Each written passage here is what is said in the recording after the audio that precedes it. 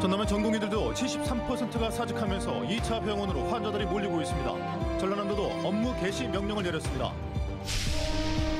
코로나19 이후 주춤했던 여행이 활기를 띠면서 목포에서 제주로 향하는 대형 여객선이 추가 취항했습니다.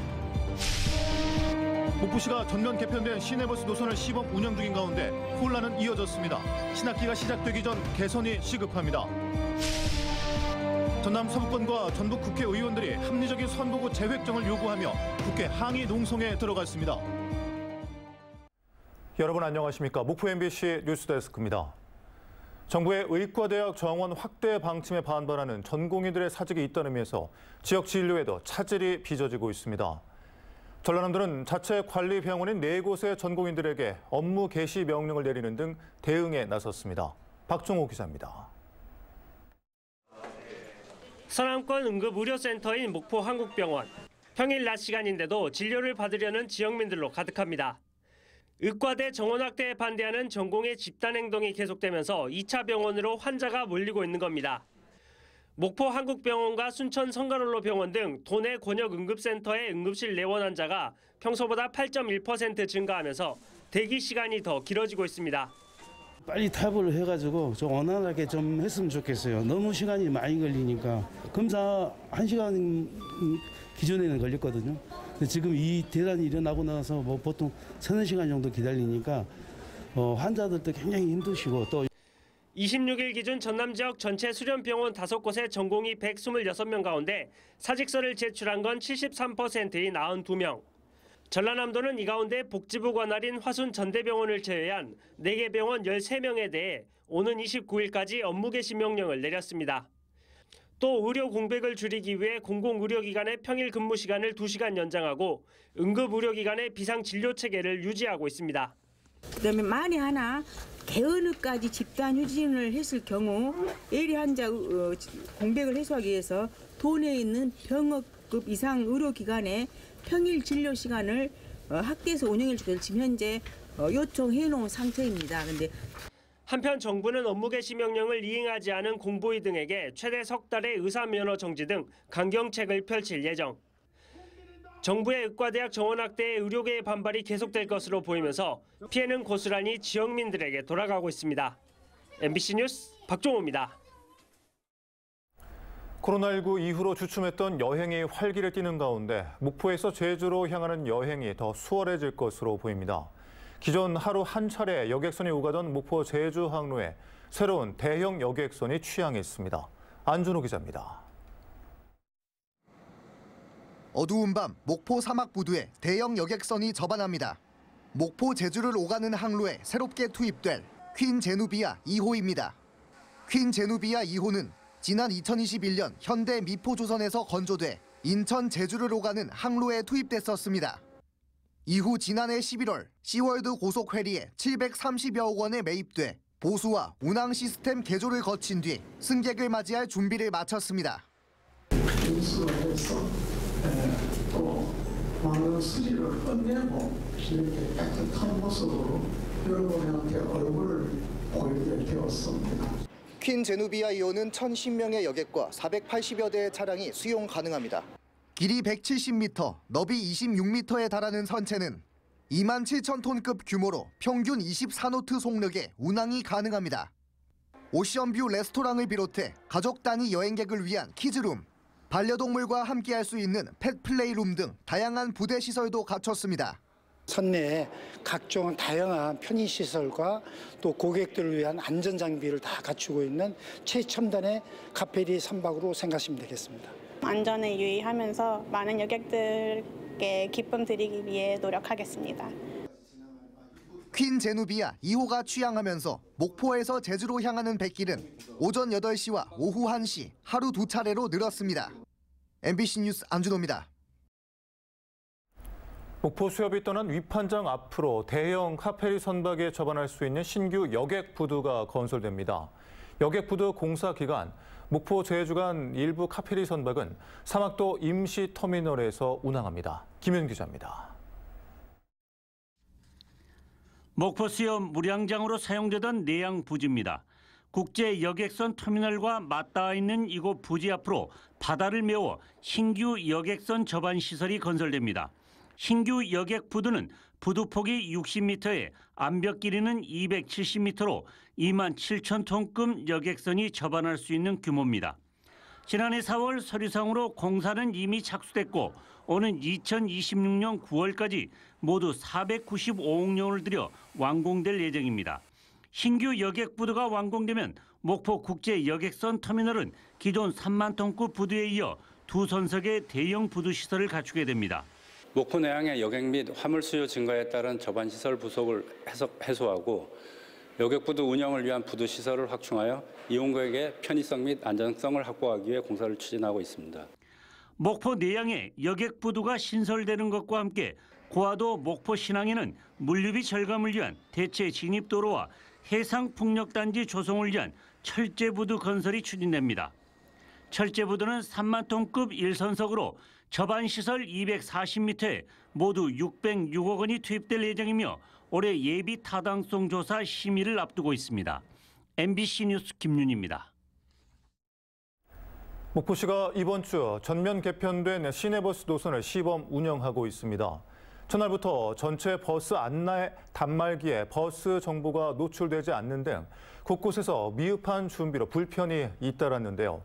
목포시가 즉각 수정에 나섰지만 둘째 날에도 여전히 혼란은 이어졌습니다. 서일은 기자입니다. 노선이 전면 개편된 목포 시내버스의 시범 운행이 시작된 이번 주. 시민들은 노선이 익숙하지 않은 상황에서 버스 안내 단말기마저 모두 먹통이 되자 출근길 큰 불편을 겪었습니다.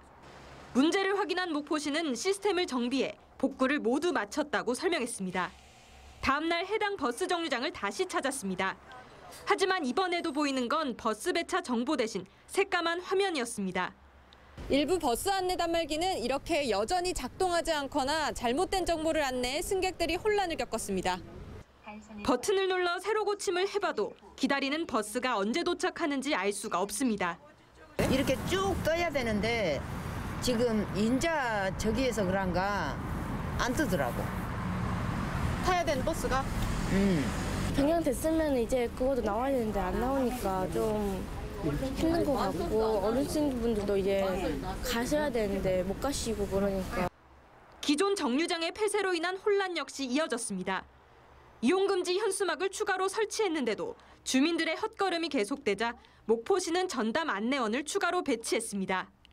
이렇게 막고 하는데도 불고 하고 또 들어오셔가지고 또 찾고 하시니까 저희가 또 좀 차단시키고.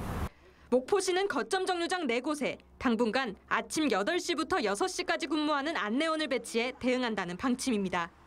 빨간색으로 대표되던 간선버스처럼 노선을 버스색만으로 구별할 수 있도록 해야 한다는 의견 등 현장에서는 다양한 목소리가 쏟아졌습니다. 처음에 우리가 주로 타던 건 빨간색이었는데 지금은 초록색으로 바뀌었거든요. 얼른 초록색이 안 타지고 한 번으로 놓치지. 한 남학이 막 1번도 가보려고 3번도 가보려고 그냥 그런 건 좋구만. 장점은 그런 단점이 있고 또 단점이란 것은 내가 말한 충분히 홍보가 안 되었다. 노선이 그전엔 너무 방만하게 했는데 그걸 정리한 건 잘했는데 좀 더 신경을 써서 시민 편익을 생각해서 했으면 좋을 뻔했어요. 다음 주 시범 운영이 끝나자마자 학생들의 이용이 많아지는 신학기가 시작되는 만큼 보안이 시급해졌습니다. MBC 뉴스 서희령입니다. 한편 목포 시내버스 전면 개편과 영암군의 손실 분담액 미결정으로 영암 3호 운행이 크게 감소하는 가운데 목포시가 영암군의 전향적인 변화를 기대하고 있습니다. 목포 시내버스는 어제부터 시범 운영되고 있는 노선 전면 개편으로 영암 3호 방면 시계외 버스 운행이 기존보다 55% 수준으로 감소하면서 시민들의 불편을 호소하는 목소리가 커지고 있습니다. 목포시는 영암군의 손실을 분담하지 않겠다고 결정해 적자 개선을 위한 불가피한 조치라며 상생 차원에서 영암군의 전향적인 변화를 기대하고 있습니다. 다음 뉴스입니다. 무안국제공항 무사증 입국 허가 제도가 내년 3월까지로 연장됐습니다. 무사증 입국 제도는 베트남, 필리핀, 인도네시아 3개의 나라를 대상으로 무안국제공항을 통해 들어오는 5인 이상 단체 관광객이 15일 동안 비자 없이 전남, 광주, 전북, 제주를 여행할 수 있도록 허용하는 제도입니다. 전라남도는 지난해 무사증 입국 제도 시행으로 꾸준히 해당 국가에 전세 정기선을 유치했으며 지난해 4천여 명의 무사증 관광객이 전남을 방문했습니다. 제22대 총선과 관련한 오늘의 정치 뉴스를 전해드립니다. 김원희, 서삼석 의원 등 전남 서부권 국회의원과 전북 국회의원들이 불공정하고 편파적인 선거구 획정안 철회와 합리적인 선거구 재획정을 요구하며 국회 항의 농성에 들어갔습니다. 의원들은 선거구 획정안은 지방 소멸을 가속화하는 지방 죽이기자 호남 죽이기 조정안이라며 여야 지도부에 선거구를 재조정해 줄 것을 촉구했습니다. 담양 한평 영광장성 선거구 박노원 예비후보는 전남도 의회에서 기자회견을 열고 이계호 정책위의장에 대한 단수 공천을 철회할 것을 민주당에 촉구했습니다.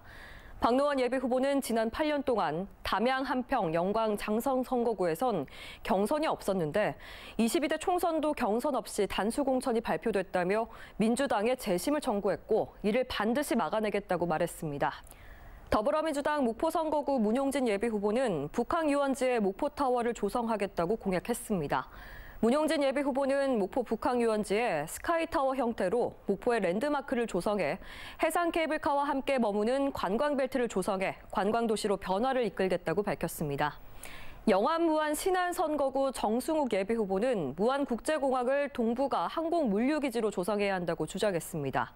정승욱 예비후보는 현 국회의원이 그동안 제대로 역할을 하지 못해서 무안국제공항이 17년째 발전이 없다며 공항 명칭을 김대중 국제공항으로 변경해 동북아 항공물류기지로 조성하고 양질의 일자리를 만들어 지역 살길을 찾아야 한다고 말했습니다. 오늘의 정치권 소식이었습니다. 전국 시도의회 운영위원장 협의회 정기회의가 강진에서 열렸습니다. 이번 정기회는 전국 17개 시도의회 운영위원장이 참석했으며 제조업 인력난 해소를 위한 외국인 노동자 비자 확대와 외국인 범죄 예방 대책 촉구 건의안 등 7건의 지방의회 공동 현안을 처리했습니다. 한편 전남도 의회는 참석자들에게 강진 청자축제와 2028 전남 세계 도자산업 엑스포 유치의 필요성 등을 홍보했습니다.